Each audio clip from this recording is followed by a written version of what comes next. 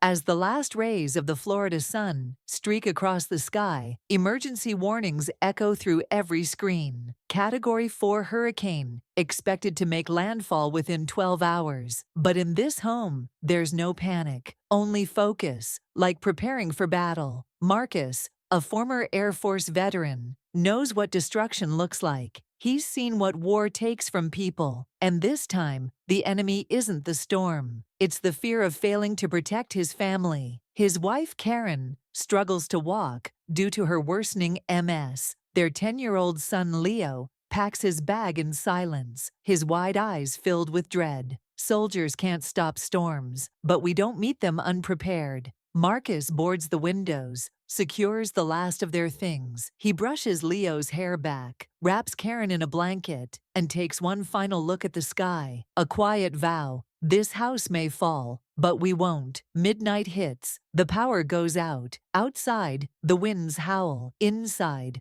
not a word. Glass rattles. Beams groan. Karen whispers prayers. Leo grips his father's hand tightly. And then, it feels like the ground itself lifts. A deafening tremor. The ceiling gives way. A single scream pierces the dark. Karen! Leo! When morning comes, the silence is crushing. But it's not peace, it's loss. Marcus wakes up in a pile of rubble. No ceiling. Half the house gone. Floodwater up to his knees. Karen lies unconscious nearby. But Leo is gone. Leo. He wades through the wreckage, heart hammering in his chest. No neighbors, no streets, just mud, broken wood, and prayers clinging to the air. He stumbles across a child's shoe beneath the debris. His breath catches. His hands shake as he picks it up, but it's not Leo's. Still, he dares to hope. He closes his eyes, breathes deep, holds on. Karen hasn't moved. Marcus finds his old military duffel buried under a beam. Inside, a single blanket, a compass, a small first aid kit. He hoists Karen onto his back, and then he walks. 3 days later, Florida still looks torn. Like a ripped piece of a map, temporary relief tents line the flooded streets. Generators hum in broken rhythm. Some families cry, others just wait. But Marcus doesn't stop. His boots are caked in mud, his jacket torn and soaked. He never mentions he's a veteran, but there's something in his eyes that people can't miss.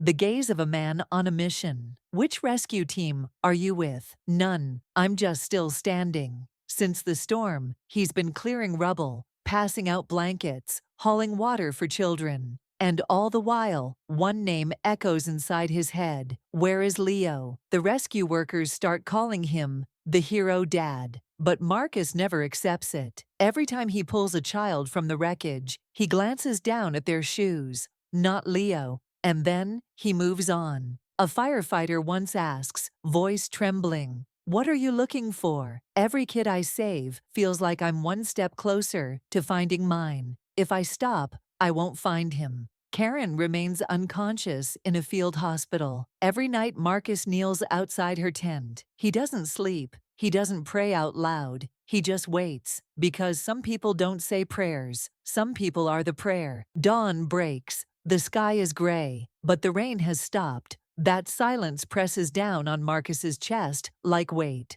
Today's assignment, a collapsed elementary school. Rumors say they've heard children's voices beneath the rubble. Most rescuers hesitate, but Marcus doesn't. He straps on a helmet and crawls into the broken concrete like it's second nature. Dust, steel, shattered glass, ghosts of memory. Inside, the space is suffocating. He inches forward, elbow by elbow, when his hand lands on a muddy footprint. A child's shoe, faded but familiar. Leo, a whisper. His heart thunders, then a turn. It's not Leo. Marcus closes his eyes for a moment. The ache swells in his chest, but he doesn't stop. He hoists the child onto his back and inch by inch crawls out. The crowd erupts into cheers. A mother rushes in, sobbing with relief. "It was crazy to go in there. Why'd you risk it?" "Because every kid could be mine." And then, above the tents, the buzz of a helicopter. Wind whips dust through the camp. Reporters,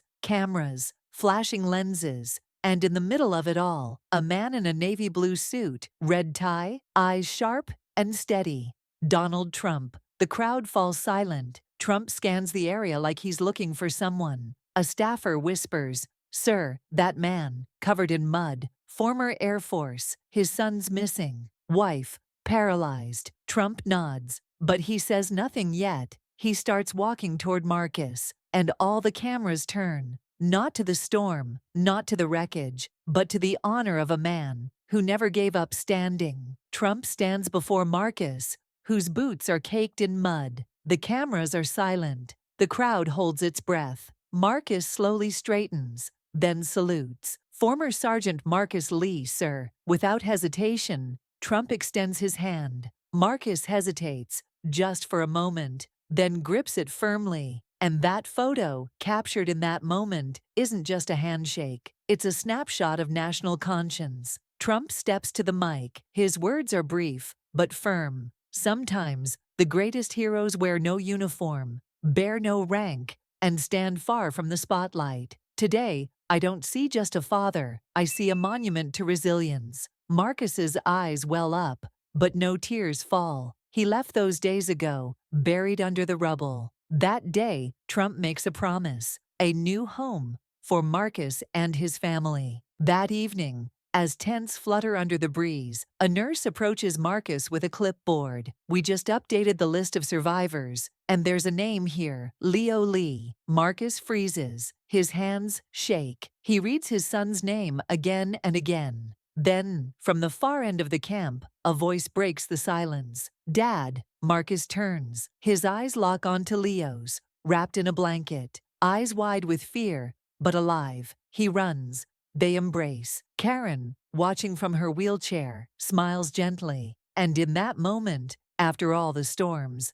peace finally begins. Trump watches from a distance. He turns to his aide. "Homes can be rebuilt, but character, that's something you dig out of the rubble." Final shot. Marcus stands at the doorstep of their new home, with Karen and Leo by his side. He's wearing a clean white t-shirt, in his hand, the old compass. He turns to the camera and whispers, "This time, I didn't just find my direction, I found my family." Some battles are fought on the front lines. Others begin in the wreckage of your own home.